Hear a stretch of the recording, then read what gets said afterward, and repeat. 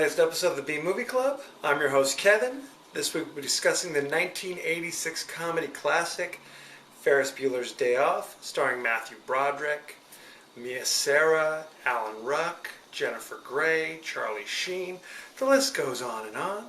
For those of you joining us for the first time, each week on the B Movie Club, I like to pick a certain forgotten classic, guilty pleasure, and discuss it on the show. I'll often post it on our page on Facebook, Original B Movie Club. Give it a like, give it a thumbs up.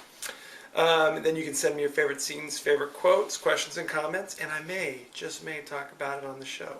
I don't do it that often. I don't get a lot of comments as a cold hard reality, but if I did get comments, I would definitely talk about them on the show.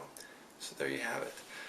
You can also subscribe on our page on YouTube, Kevin D. Click the subscribe button. Totally free, although your time may cost something. You can also reach me on Twitter at KD9575. So you can shoot out tweets to me and I may respond to them. So there you have it. Ferris Bueller's Day Off. In this movie, Matthew Broderick plays Ferris Bueller, who's a high school senior, who basically one day decides it's such a beautiful day, I'm going to skip school. I'm going to stay home and I'm going to go on an adventure, basically. I am going to do all sorts of wacky stuff, but I can't do it alone. I am going to recruit my buddy, Cameron, played by Alan Ruck, who is also coincidentally home from school, although he's genuinely ill. Okay, we don't know what it is. Tuberculosis, hepatitis C, I don't know what it is, but he's genuinely sick. He manages to scrape his body off the floor, gets him to go pick him up, because even though Ferris Bueller is the golden child, he does not have his own car, so he needs Cameron to drive him from point A to point B. Also, you've got Sloane, played by Mia Sara. She's Ferris's girlfriend, who is a junior and is actually at school at this moment. Ferris has got his parents hoodwinked. They think he's genuinely the most perfect child on earth, and he is genuinely sick. However, his suspicious younger sister, Jean, played by Jennifer Grey, she is very suspicious and jealous of her brother, so she wanders around campus all day angrily plotting a way to catch Ferris in the act. Kind of that typical sister-brother sibling rivalry thing. There's also the evil principal, Ed Rooney, played by Jeffrey Jones, who is on to Ferris's tricks as well. He notices that Ferris has been absent 9 times, which is a lot, especially as you're a senior preparing to go on to college. 9 times seems like a lot. Granted, I'm a school teacher. I teach middle school, and I have many students who've been absent far more than 9 times, and it's only September. So there you have it. Anywho, so Ferris recruits Cameron. While he's at Cameron's house, they basically steal Cameron's father's Ferrari, one of only like 127 Ferrari California GTs on Earth. Cameron is a very neurotic soul. He's sick all the time because he can't deal with the external pressure of his home life. It's very sad. They manage to hoodwink everybody at the school to get Sloane sent home, claiming that her grandmother's died. So then they go off into downtown Chicago to see the sights, to go to the I guess it's not the Natural History Museum. It's a modern art museum of Chicago, which is, of course, what high school seniors would do if they cut school. They immediately rush to a museum. Yes. Right after they visited the opera, obviously. So then they go off and visit fine restaurants. There's a parade going on during school hours. They join the parade. All sorts of wacky stuff is going on. Meanwhile, Jennifer Grey rushes home, try to catch Ferris. Of course, Ferris isn't there. Ed Rooney also rushes. He goes to Ferris's house, breaks in. He's basically like, I'm so fixated in catching Ferris Bueller, who's the most popular kid in school. Everybody loves him. And he's got everybody snowed.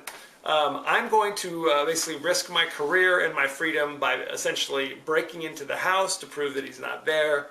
There's all sorts of wacky things that go on, but there's heart, there's pathos. There's a lot of breaking the fourth wall. Ferris Bueller talks to the camera constantly, which is kind of a fun little thing that happens there. Halfway through the movie, we learn more about Cameron's horrible home life. It's very sad. His parents are evil. And that's why he's so neurotic. Eventually, he learns that he just has to face his fear. See, this is the thing about John Hughes movies. Okay, it can't just all be wild and crazy. There's got to be moments of reflection where they sit down and think about the trials and tribulations, if you will, of high school students. He has his finger on the pulse of all high school students everywhere, at least circa 1986. So you have it. I don't want to spoil everything. There's a lot that goes on to this. But I highly enjoy it. I remember I was actually in 5th grade when this movie came out. It was a big hit. It inspired my post-5th grade life in many ways. Okay. What can I tell you about this movie? Matthew Broderick had been in several movies at this time, but this was the one big movie that really kind of put him over the top. He'd been in like War Games, things like that. And interesting side note, I mean, War Games came out like 2 years beforehand, but in terms of just fashion, hairstyles, it could have taken place in 1975. I mean, the fashion in Ferris Bueller's Day Off, now granted, Ferris was kind of dressed in a way that wouldn't be stereotypical for high school students. He's wearing like a fancy leather jacket and wearing like fancy patent leather shoes and all this stuff. But, you know, just the haircuts, very, you know, coiffed, a lot of mousse. That was a marked departure from his look in War Games. I'm just saying. Okay. Some other people that were approached for being in this movie, Emilio Estevez and Anthony Michael Hall were both approached to play the role of Cameron. John Hughes likes to dip back into the previous movies, actors that he'd worked with. They both turned it down. Anthony Michael Hall actually turned it down because he was tired of playing like that geeky guy that he played in 16 Candles and Breakfast Club. He wanted to spread his wings. So they hired Alan Ruck, who was actually 29 at the time. Okay, he'd actually worked with Matthew Broderick on Broadway, so they actually had kind of a friendship going into it. So kind of their chemistry was very good. Molly Ringwald actually read for the role of Sloane, but John Hughes did not think she was right. Sloane was meant to be, you know, kind of pretty, I guess. I don't know. She's meant to be very kind of fashionable and, you know, a perfect compliment to Matthew Broderick. I don't know. He loved Molly Ringwald. He tried to push Molly Ringwald into all these movies. I was never a huge Molly Ringwald fan. Okay, she was fine in 16 Candles. Anyway, there you have it. So she was not chosen for this role. A lot of other people. John Hughes actually went out and offered a role to Bill Paxton, who played Chet in Weird Science, and he turned it down because it was the role of like the parking attendant, and he thought the role was too small. Bill Paxton later lamented, he's like, it was one of the biggest mistakes in my career because John Hughes never asked him to be in another movie again. So it's very sad for Bill Paxton. Luckily, he rebounded and was able to do other things. Alan Ruck, you've seen him more recently, 15 years ago in like Spin City, things like that. He was actually in Young Guns too. So there you go. Mia Sara, she was in Legend, that Tom Cruise movie where he's like fighting demons and dragons and things, kind of a sword and sorcery thing. In the 90s, she was in Time Cop with Jean-Claude Van Damme. She's actually a British actress whose accent kind of comes and goes from time to time. So there's that. John Hughes, when he was casting the role of Ferris, he's like, there's really only this certain type of actor that can play this role. Because if the wrong actor played it, he'd come across as kind of a jerk rather than the charming rogue. So it had to be kind of, yes, I'm getting away with things, but really I'm not a bad guy kind of thing. Strangely enough, Matthew Broderick and Jennifer Grey actually became engaged a few years later. So even though they played brother and sister, they became engaged. Never got married. It's the strangest brother-sister on screen, more than brother and sister. Oh, that's how it is in their family off screen. More recently, that happened on Dexter, if you ever watch Dexter. The main character Dexter and his sister Deb were actually married for a few years there. I don't know. I can't explain it. These things happen, I guess. What else can I tell you about this movie? Charlie Sheen has a cameo in this movie, like I said. He plays the role of like the drugged out guy in the police station. And in order to get into the role, he actually stayed up for 48 hours to give him that kind of drugged out look. Because evidently, in circa 1986, Charlie Sheen was not the Charlie Sheen we know today. The Charlie Sheen we know today would just do drugs to look like a drugged out stoner. So there you have it. He actually recommended Jennifer Grey for this movie. He had worked with her previously on Red Dawn. So you go. It's all very cyclical. Another interesting thing that I think is interesting, at least, the parents of Ferris Bueller, Cindy Pickett and Lyman Ward, I don't know how I remember their names, they actually became married in real life several years later. So there you go. It's a small world after all.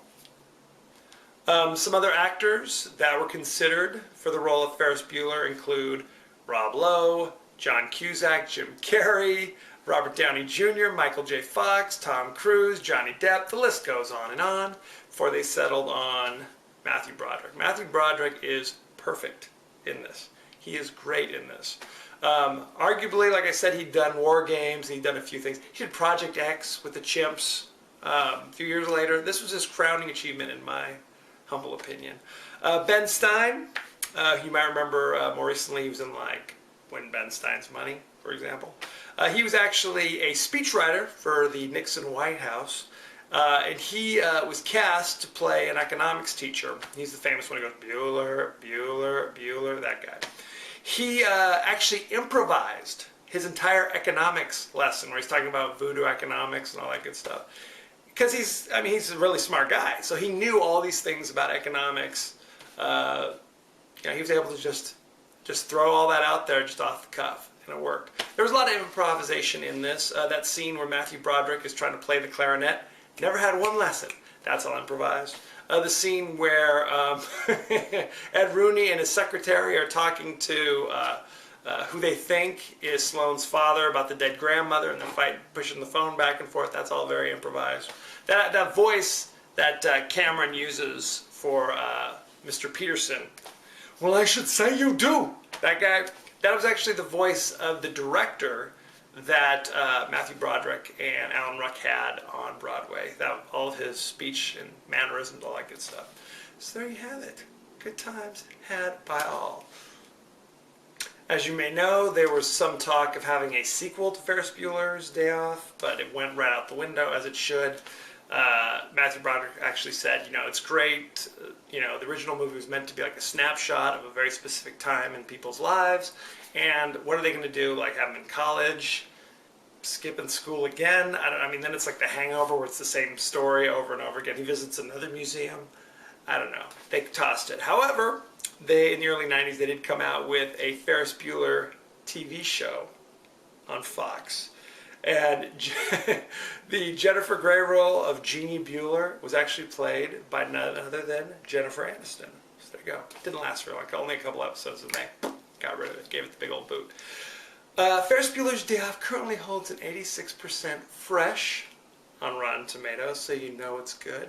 It is still streaming instantly on Netflix, so rush out and see it if you have not seen it. And I don't know who you are if you have not seen it. So there you have it. Next week, I'm going to go back to the action genre. The Tom Selleck classic. Which one is it? Of all those Tom Selleck movies he was in. Quigley Down Under, where he plays a cowboy who goes to Australia and has adventures. I can't explain it. It is still streaming instantly on Netflix, so check it out. See it. Send me your favorite scenes, favorite quotes, any comments and questions you might have. I'd love to hear what you have to say. Don't forget to like our page on Facebook, Original B Movie Club. Don't forget to subscribe on YouTube. And don't forget to tweet me at KD9575. And don't forget to spread the word, okay? Spread the word. As you know, I end every episode with a totally out of context quote. And here it is. He's sick. My best friend's sister's boyfriend's brother's girlfriend heard from this guy who knows this kid who's going with this girl who saw Ferris pass out at 31's Flavors last night. I guess it's pretty serious. That one's courtesy of my boy, Tori. Thank you so much for contributing that. Thank you for joining us next week. Quigley Down Under, starring Tom Selleck. Be well.